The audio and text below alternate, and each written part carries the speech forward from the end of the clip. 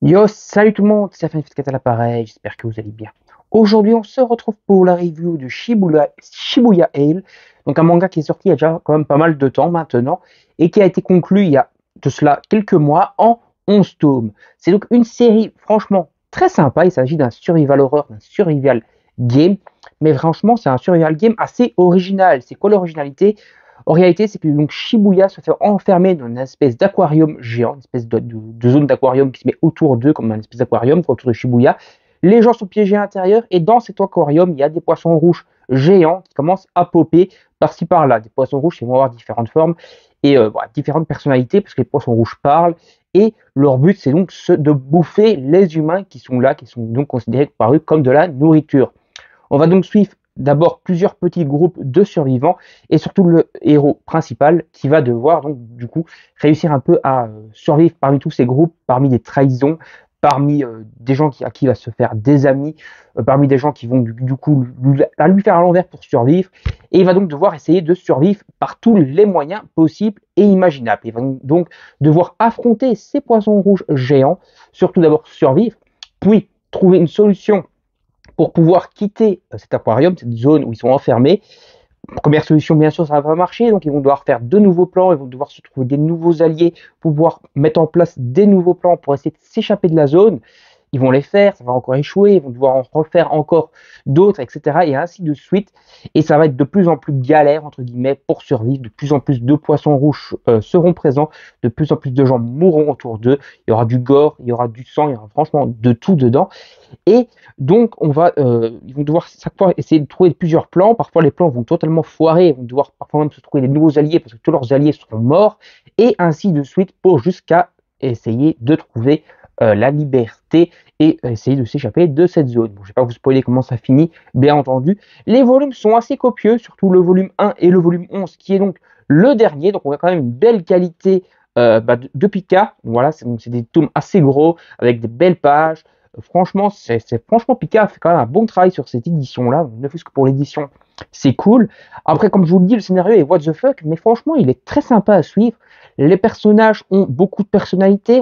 C'est très plaisant de suivre leurs aventures, de voir qui va survivre, qui va mourir. Parfois, lorsqu'un personnage qui on commence un peu à s'attacher meurt, ben, on a un peu de tristesse parce que oui, tous les personnages, on va dire, ont une chance de mourir. Voilà, que ce soit un personnage que tu vois beaucoup, un personnage que tu vois à peine, il a une chance de mourir autant que le personnage que tu vois à peine. Voilà, donc il y a beaucoup de chances que les personnages crèvent dedans. Et donc voilà, donc, le fait de s'attacher aux personnages et de les voir mourir, bah, ça fait un peu comme dans Game of Thrones par exemple, où il y a beaucoup de personnages comme principaux qui crèvent. Et ben ça crée de l'empathie pour les persos et quand tu les vois mourir, bah, ça te fait un peu mettre en PLS toi-même. Et ça, c'est plutôt sympathique. Voilà, donc c'est un manga survival horror très très cool. Moi, franchement, je vous invite à le découvrir. C'est qu'en 11 tomes, c'est pas encore une série trop longue. Après, vous allez me dire, ouais, mais 11 tomes sur du survival avec des poissons rouges volants qui bouffent des gens, ça doit être un peu longuet. Bah, personnellement, je trouve pas, parce que l'histoire est comme divisée en plusieurs arcs, donc c'est-à-dire que je crois les plusieurs tentatives pour s'échapper bah, de la zone, et chaque fois, on va dire, chaque tentative et chaque groupe d'alliés qui vont rencontrer et tout et essayer de s'échapper, c'est chaque fois un nouvel arc. Donc une fois que l'arc est fini, on va dire lorsqu'ils ont échoué ou lorsqu'un certain nombre ont réussi à s'échapper, mais pas tous, bah, tu passes sur autre chose, un autre plan d'évasion. Et donc ça fait plusieurs histoires dedans, et en général c'est bien découpé, les personnages sont attachants, le dessin est très beau, vous avez vu des pages justement qui vont circuler. Franchement, c'est un bon manga. Voilà. Je vous invite franchement à découvrir Shibuya Ale si ce n'est pas encore fait. Je pense que vous allez forcément kiffer.